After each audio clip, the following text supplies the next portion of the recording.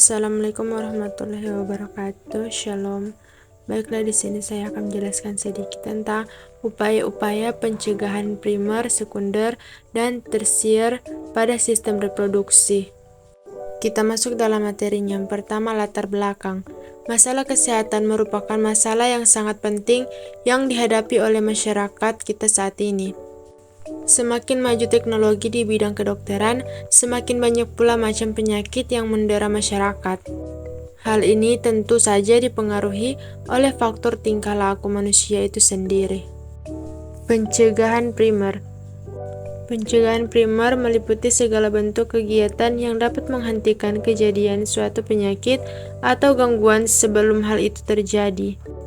Pencegahan primer juga diartikan sebagai bentuk pencegahan terhadap terjadinya suatu penyakit pada seseorang dengan faktor resiko. Tahap pencegahan primer diterapkan dalam fase pre-patogenesis, yaitu pada keadaan di mana proses penyakit belum terjadi atau belum dimulai. Pencegahan primer masalah sistem reproduksi dewasa. 1. Pada pria. A. Promosi kesehatan. Oleh para ahli kesehatan diterjemahkan menjadi peningkatan kesehatan, bukan promosi kesehatan. Hal ini dikarenakan makna yang terkandung dalam istilah promotion of health di sini adalah meningkatkan kesehatan seseorang, yaitu melalui asupan gizi seimbang, olahraga teratur, dan lain sebagainya, agar orang tersebut tetap sehat, tidak terserang penyakit. B. Specific protection. 1. Melakukan pemeriksaan organ reproduksi secara rutin agar kelainan dapat segera ditangani lebih awal. 2. Melindungi testis selama beraktivitas, misalnya dengan tidak menggunakan pakaian terlalu ketat sehingga testis tidak kepanasan. 3. Mengurangi kebiasaan mandi dengan air panas. Temperatur yang sejuk diperlukan untuk perkembangan sperma.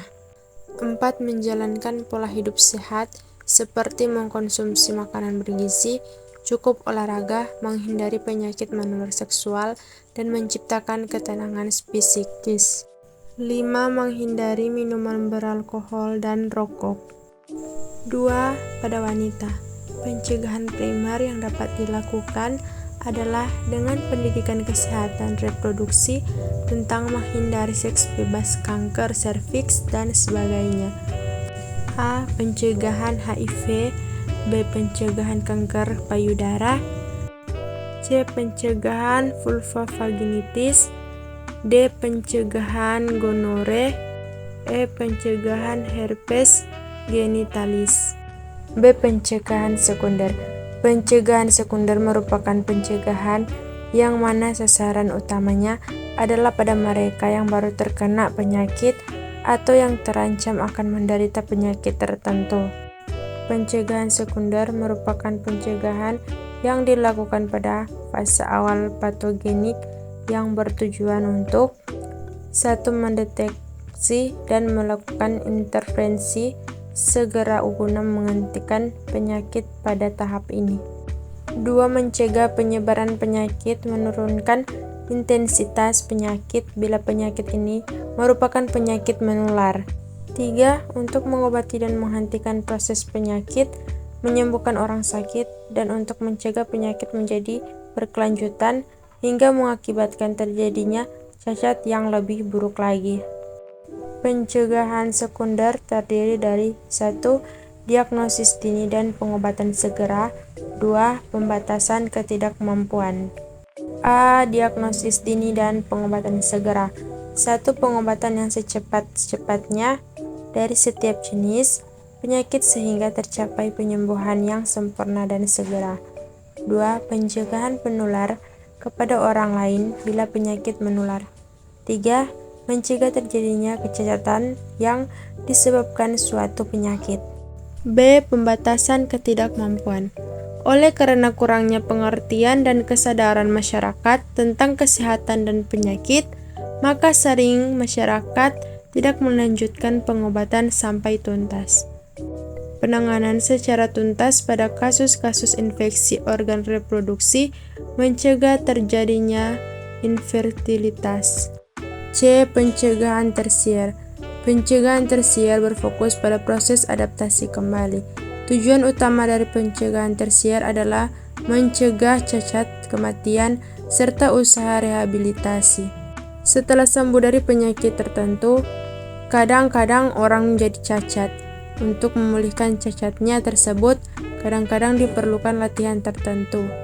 Di samping itu, orang yang cacat setelah sembuh malu untuk kembali ke masyarakat.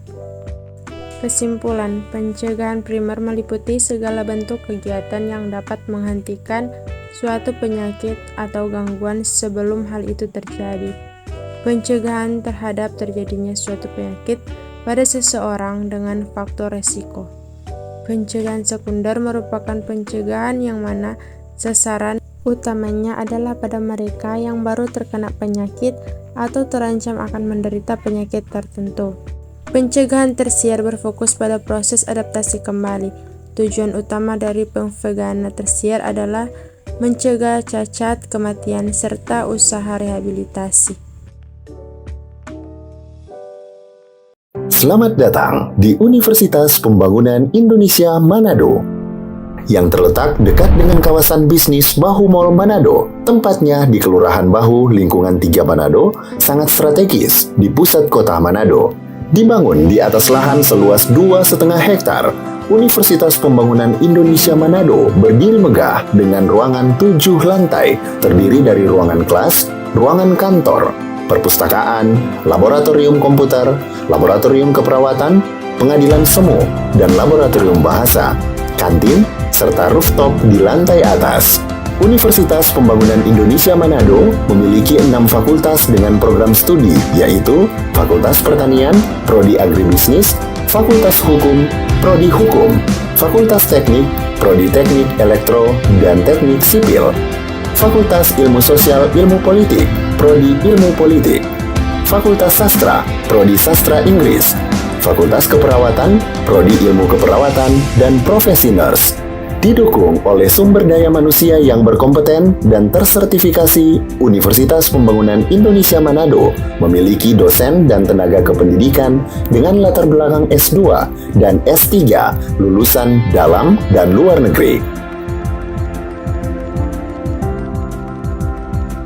Proses belajar mengajar dilaksanakan dengan teknologi informasi merujuk perkembangan dunia modern saat ini, dilakukan dengan sistem e-learning dan sistem ujian online atau ULAIN. Hasil tracer student Universitas Pembangunan Indonesia Manado dan fakultas menyebutkan lulusan UNPI sudah tersebar di dalam dan luar negeri.